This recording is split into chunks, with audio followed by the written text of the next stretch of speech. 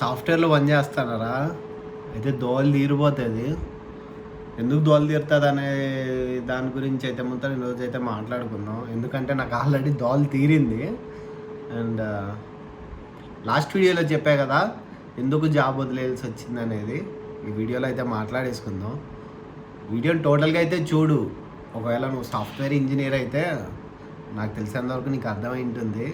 నేను సాఫ్ట్వేర్ గొప్పోళ్ళని నేను అనట్లా, కానీ ఎవడైతే మాత్రం ప్రాబ్లమ్స్ ఫేస్ చేస్తున్నాడో ఆడికైతే మాత్రం అర్థమైపోతుంది.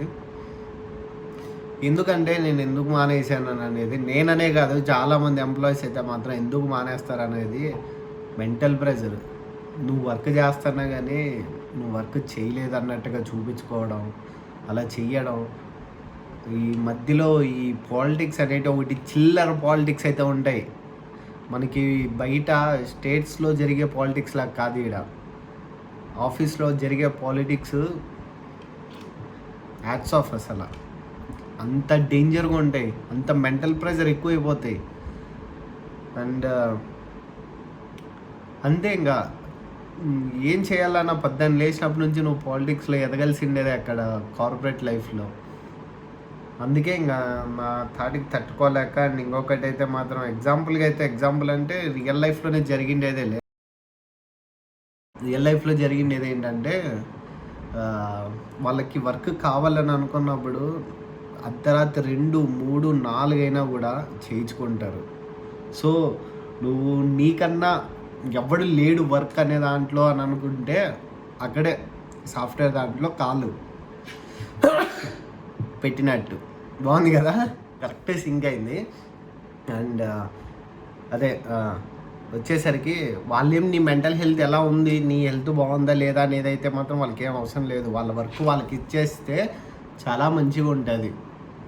సో నువ్వు ఎట్లా పోయినా కానీ వాడికి వర్క్ ఇచ్చేస్తే వాడు బాగుంటాడు, నీ హెల్త్ పాడైపోతుంది. తుమ్ములు ఒకటి కోఇన్సిడెన్స్ అంతా కట్ చేద్దామంటే మంచి మిస్ అయిపోతుంది, అందుకే కట్ చేయను. ఎక్కడ ఆపేసా, వర్క్. నీ హెల్త్ ఏమవుతుంది అవసరం లేదు, నీ ఇంట్లో వాళ్ళతో టైం స్పెండ్ చేసేది అవసరం లేదు, పిల్లలతో టైం స్పెండ్ చేయాల్సినది అవసరం లేదు. వాళ్ళకి వర్క్ ఉంటే చాలు.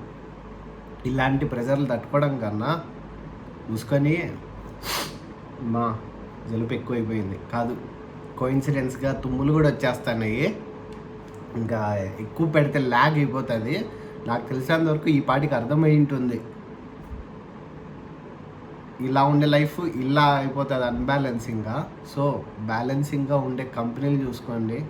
మ్యాక్స్ టు మ్యాక్స్ ఎక్కడికి పోయినా ఇదే ఉంటుంది పరిస్థితి. అయితే